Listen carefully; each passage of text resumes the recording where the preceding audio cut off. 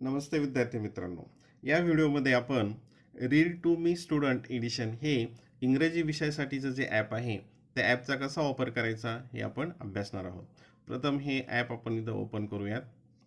इथं ओपन केल्यानंतर मागच्या वर्षी हे ॲप तुम्ही डाउनलोड केलेलं आहे आणि याच्यामध्ये तुमचं नाव तिथं येईल, नंतर तुमचं बोर्ड असेल, तुमचे क्लास असेल, हे सगळं इथं येईल.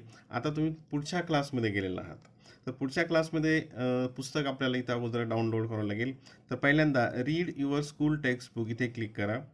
इथं क्लिक केल्यानंतर ही स्क्रीन अशी तुमच्या समोर येईल. याच्यामध्ये मागच्या वर्षीचं जे पुस्तक आहे ते इथं तुम्हाला दिसतंय. आता तुम्हाला नवीन वर्गाचं पुस्तक इथे डाउनलोड करायचं आहे. तर या ठिकाणी इथे 3 डॉट आहे, इथे क्लिक करा. हे जे साईडला इथे 3 डॉट दिसत आहे त्याच्यावर क्लिक करा.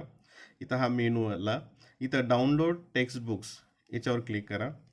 डाउनलोड टेक्स्टबुकवर क्लिक केल्यानंतर इथं जेवढी याची टेक्स्टबुक आहेत हे इथं आपल्याला दिसते.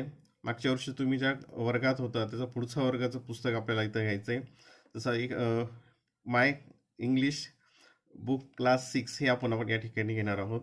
याच्यावर क्लिक करा. याच्यावर क्लिक केल्यानंतर पहिलं ऑप्शन आहे सिलेक्ट ऑल, म्हणजे याच्यामध्ये सर्व जे युनिट्स आहेत हे इथं डाउनलोड होतील.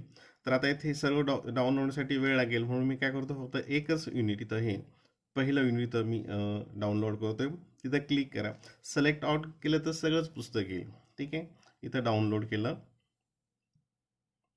आता युनिट 1 हे डाउनलोड होतंय. Download completed.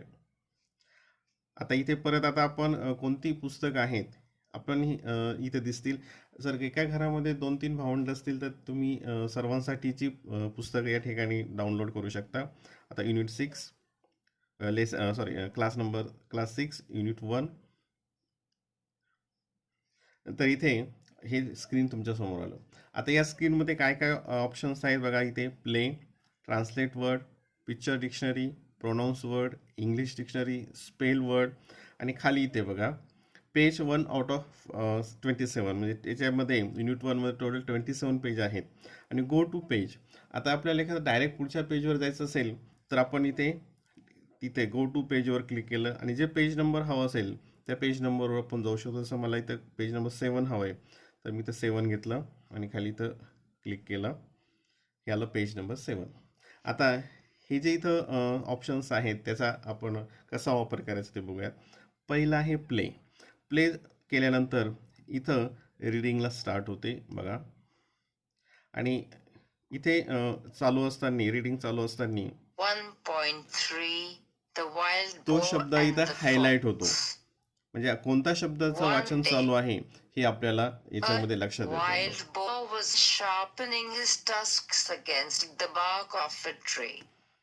आता हे चालू असताना असं वाटलं की स्पीड जास्त आहे, याची स्पीड जास्त आहे, आपल्याला कमी स्पीडमध्ये पाहिजे समजण्यासाठी.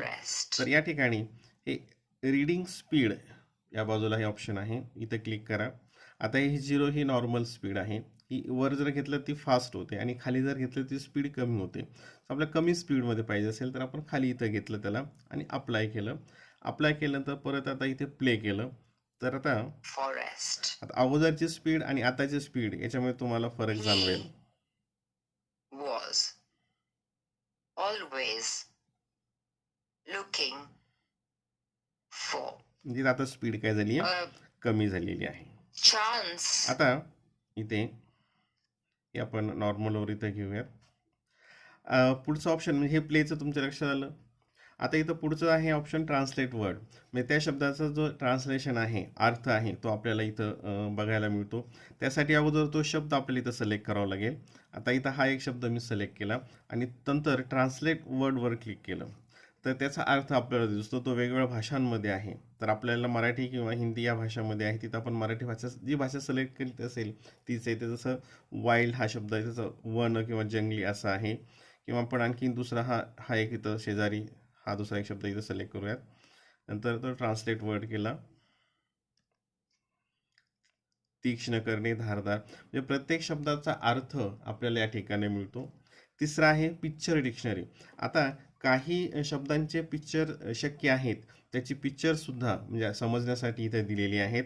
जसं की हा शब्द आपण या ठिकाणी इथं घेतला हा आणि पिक्चर केलं तर इथे त्याचं पिक्चर इथं आपल्या समोर आलं. किंवा दुसरा हा एक शब्द सिलेक्ट केला त्याचं पिक्चरवर क्लिक केलं, त्याचं पिक्चर्स आपल्याला इथे येतं. ज्याचे शक्य आहे ते शब्दांचे पिक्चरसुद्धा आपल्याला या ठिकाणी बघायला मिळतात. नंतर प्रोनाऊन्स वर्ड. एखाद्या शब्दाचा उच्चार असा आपल्याला अवघड वाटत असेल आणि आपल्याला त्याची पुन्हा पुन्हा ऐकण्याची गरज असेल, म्हणजे ही फॅसिलिटी फक्त आपल्याला याच ठिकाणी मिळू शकते, रीड टू मी मध्येच मिळू शकते, इतर ठिकाणी ती मिळत नाही. तर त्या शब्दावर क्लिक केल्यानंतर इथे प्रोनाऊन, जसं आता हा इथं याच्यावर मी क्लिक केलं, प्रोनाऊन्सवर आलं, प्रोनाऊन्सवर क्लिक केलं, इथे आलं हे. आता इथे प्ले केलं, sharpening, sharpening, sharpening, म्हणजे त्याचा उच्चार आपण किती वेळेस जोपर्यंत आपल्या लक्षात येत नाही तोपर्यंत आपण ऐकू शकतो. त्याचप्रमाणे इंग्लिश डिक्शनरी, याचाही आपण इथे डिक्शनरी बघू शकतो. आता उदाहरणार्थ समजा हा एक शब्द इथं सिलेक्ट केला आणि इंग्लिश डिक्शनरी जरी आपण घेतला तर इथं हे व्हर्ब आहे, किंवा हा एक शब्द घेतला आपण, दुसरा शब्द सिलेक्ट केला डिक्शनरीमध्ये, ते नाऊन आहे. नाऊन, प्रोनाऊन, व्हर्ब, ॲडजेक्टिव्ह, तो कोणता प्रकार आहे हे सुद्धा आपल्या इथे लक्षात येतं. नंतर स्पेल आउट पुढचा एक ऑप्शन आहे. एखादा शब्द आपल्याला कसा स्पेलिंग म्हणायचं, कसं पाठ करायचं असेल तर कसं करायचं, तर जे शब्द घ्यायचा असेल तो अगोदर आपण इथं सिलेक्ट करावं लागेल आणि स्पेल वर्डवर क्लिक केलं, प्ले केलं, बघा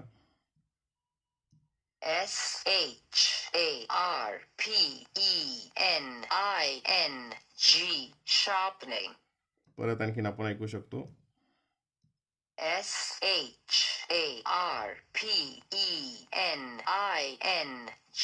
sharpening. याप्रमाणे त्याचं स्पेलिंग सुद्धा आपल्याला लक्षात येतं. नंतर इथे वर एक मॅग्निफाय हे एक ऑप्शन आहे, याला आपण ऑन केलं तर या ठिकाणी जो शब्द इथं वाचन चालू असेल तो शब्द इथे तुम्हाला मोठा दिसतो. जसं आता इथं याला इथे 1.3 The wild boar and the fox. जो शब्द असेल तो इथं आपल्याला मोठा दिसतो इथे मॅग्निफाईंग मध्ये.